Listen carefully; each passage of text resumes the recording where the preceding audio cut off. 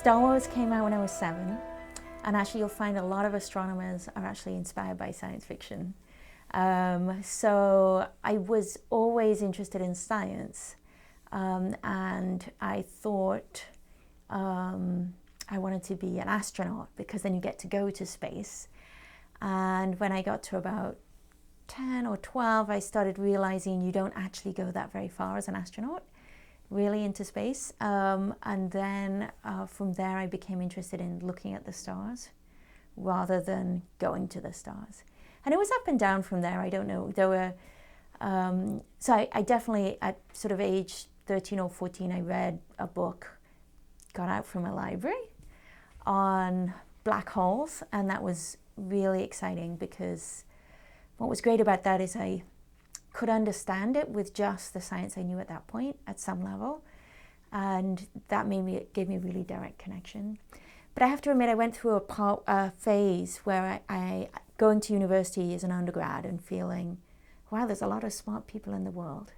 I'm not sure I can be an astrophysicist because you have to be really, really smart, right? At least that's what I thought. So it wasn't like I'm going to be an astronomer, decided at age 13, and it was straight there. But when did you realize you could be an astronomer if you were scared initially? Yeah. That was as an undergrad. I took a summer undergrad experience during the summer doing research, and I actually met some astronomers and worked with astronomers.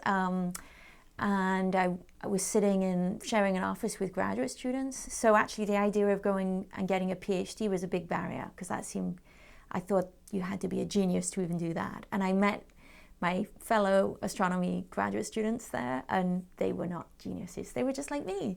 And so that made me realize I could do it. And that was the last year of undergrad. Did you have a telescope as a kid? You know, I didn't. I was always interested in the theoretical side. So I did, at one point I tried to teach myself the constellations and learn a little more about observations, but it never really stuck. And that's even true now. So I don't have a telescope now. I don't know how to operate a telescope. I know a couple of constellations, but I'm really more interested in how the universe works. This is I believe it's a NASA's artist impression of the Milky Way. So you can imagine the sun would sit about here in our galaxy, sort of halfway out. It's not close to the center and it's not near the edge. And you can see the beautiful spiral arms and the dust lanes. And it really gives you this impression of the stars. Remember, they're moving about 200 kilometers per second around the galaxy. And the sun, for example, starting about here, it's moving 200 kilometers per second, so incredibly fast. But it takes 250 million years to go once around. And if you looked at this galaxy edge on, it would be like a flying saucer. The way astronomy works, when you want to get observations, you're using cutting edge instruments. You have to share them, and they're built either by private foundations who have lots of money or by the government.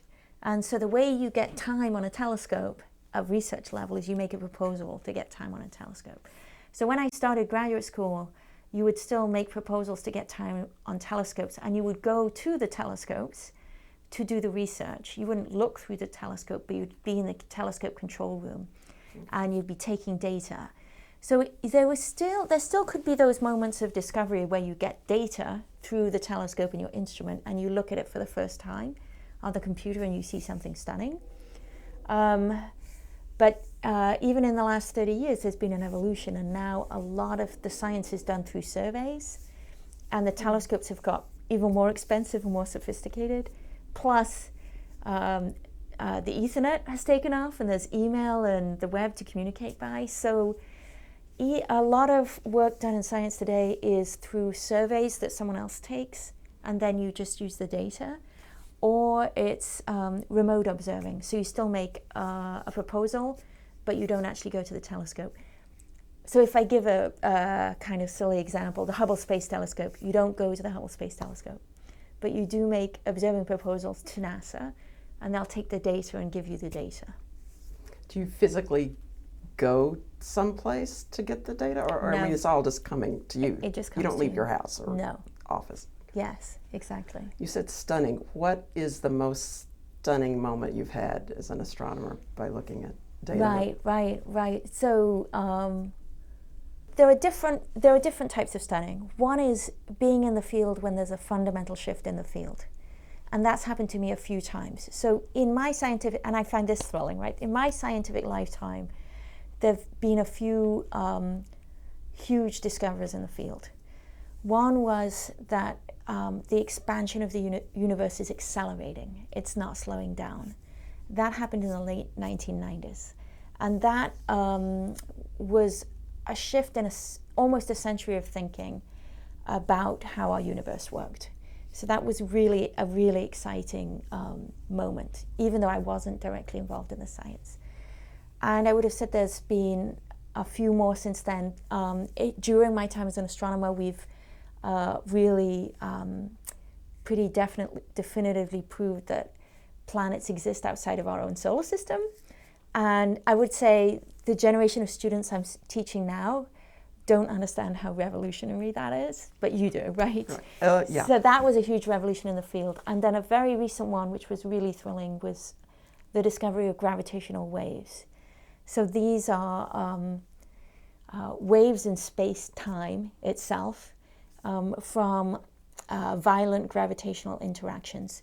And the sources we've seen so far are merging black holes and merging neutron stars. And that was 5 or 6 years ago. And that was a thrilling community discovery. Sorry, I have to say one more. Oh, please. The last one. So these are like milestones that I have not been involved with. But there's something about being in the field and watching it happen. So another one, just this last year, was the first image of an event horizon around a black hole. So this... you've probably seen the images. They're just a fuzzy ring of light. In fact, I sent the image to my dad with the press release, and he said, "This is really out of focus." And he was very upset, but it's like the very first time you're actually looking at direct evidence for the existence of a black hole. And that was really thrilling. So this was just this year. So that's like things I haven't done. A different question, which I think is more answering your question, is a discovery that I've made myself. So I could talk about that. Would that be okay? And so these are, let me see, and they're much more personal, maybe not quite as large as those. I consider those changing the entire field. So I work on the Milky Way galaxy, and in particular, the dynamics of the Milky Way, and how the Milky Way and other galaxies form and evolve. And the dynamical piece means how are things moving in the Milky Way. So the Milky Way is a galaxy. It's made up of stars and gas and dust. But when you look at a galaxy, it looks like they're unchanging. They've been around forever. They will be around forever. But actually, the stars are moving in the galaxies at hundreds of kilometers per second. So I want to say that again, hundreds of kilometers per second. So between now and now, we have actually moved 200 kilometers, which is about 150 miles, because the sun is moving around the galaxy at 200 kilometers per second. Goosebumps, because I didn't know that. Yes, okay. Right. So things in the galaxies are moving really fast. But the other thing is there's many galaxies in the universe. So galaxies themselves can interact with each other. So a major part of my research for the last 30 years has actually been about not just the Milky Way, but the small galaxies that are evolving and moving around the Milky Way.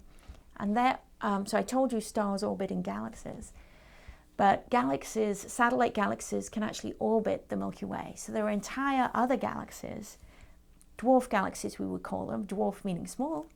So these are smaller galaxies that actually orbit the Milky Way. And what I've been studying for a long time, and I should show you one movie of this, is if you take a smaller galaxy and it's orbiting around the Milky Way, it will get torn apart by the massive gravitational force field of the Milky Way galaxy. You'll see that the satellite starts as a ball of stars, and as the Milky Way's forces tear it apart, the stars come out in long streams around the Milky Way. So one stunning discovery, I'm going to tell you 2 actually, please, that I've been involved with is taking that prediction that stars should form these long streams around the galaxy, and those are coming out from simulations of modeling Newton's law of gravity and motion and applying it to galaxies. So I'm running a simulation on the computer and I see these stars forming long streams, and then connecting that. What's been discovered in the last couple of decades is actually, if you look around the Milky Way, you can see streams of stars. Looking far out from the main part of the Milky Way, you can look around it and you can find streams of stars encircling the Milky Way. And that discovery was literally, the first evidence of this was late 1990s or 2000. And I'd been running those simulations earlier than that. So we'd seen that we should see these streams of stars, and now we can look around the Milky Way and we can find these streams of stars. And what they're actually showing you is, well, we already knew the Milky Way had satellite galaxies. And these are showing you dead satellites that the Milky Way has destroyed in the past. So this is a really fun discovery to be part of, because it is a bit of a paradigm shift on a smaller scale, from just thinking about, oh, here we are in the Milky Way, oh, and maybe there are satellite galaxies, to actually saying, oh, the Milky Way ate that one, and now it's like this stream of stars.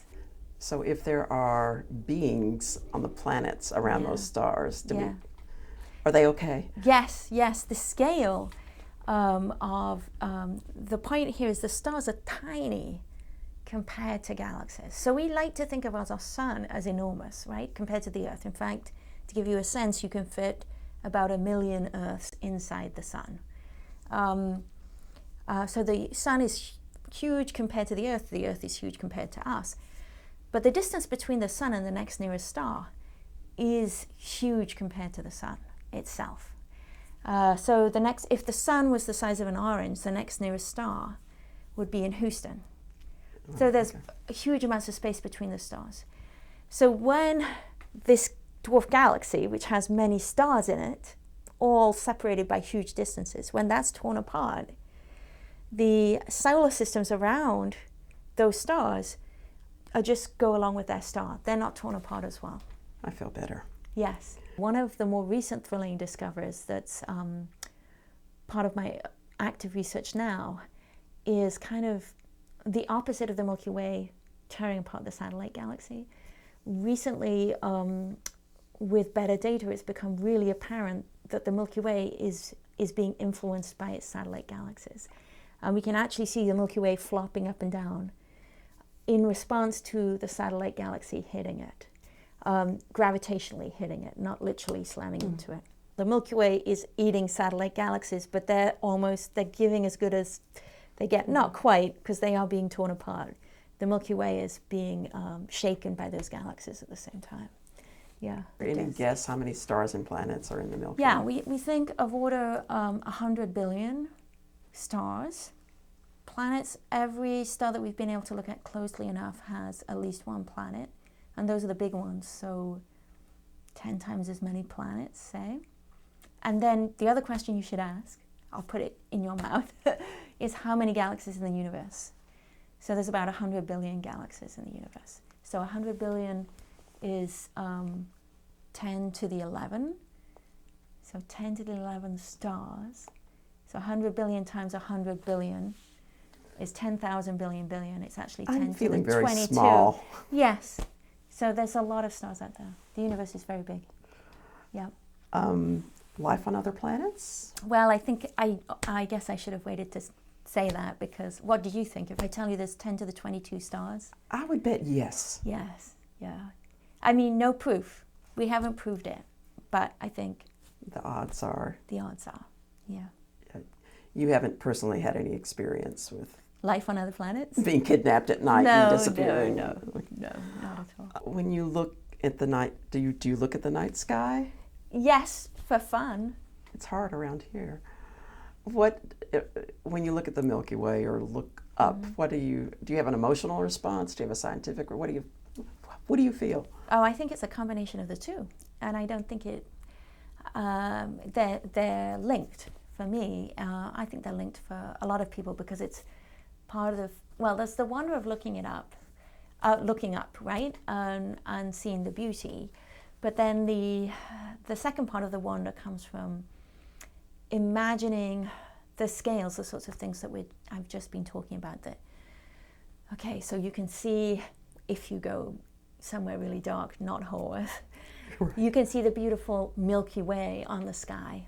And you can think, well, there's a connection with our ancestors, because it was the Romans who called it the Milky Way. And it was the Greeks who, where that name came from, because they called this a river of milk, and galactose is the Greek word for milk. That's where the word galaxy comes from. So you can look at the sky and you can see your history there, and imagine your ancestors. So it's a connection with your ancestors and with history. And the constellations have been unchanging basically for the last millennium, our ancestors would have seen the same patterns in the sky. So that's pretty fun too. So there's a connection with history. And then there's the beauty. And then there's thinking, knowing what we know about stars, and thinking that each of the points of light are these stars that are maybe much bigger than the sun, but are so far away that we can only see them as tiny points of light. So that's getting towards the scientific side.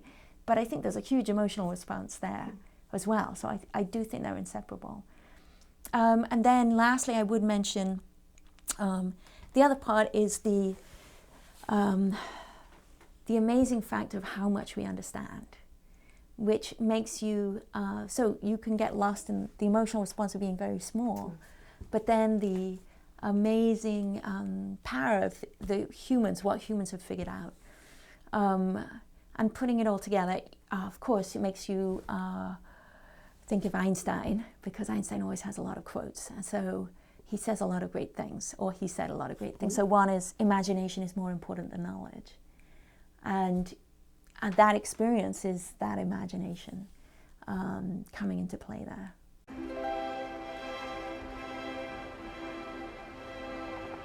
Do we have to worry about the sun exploding anytime soon? No, that's about 4 or 5 billion years or so. We'll do ourselves in before we Yes, exactly. have to worry about that. Exactly.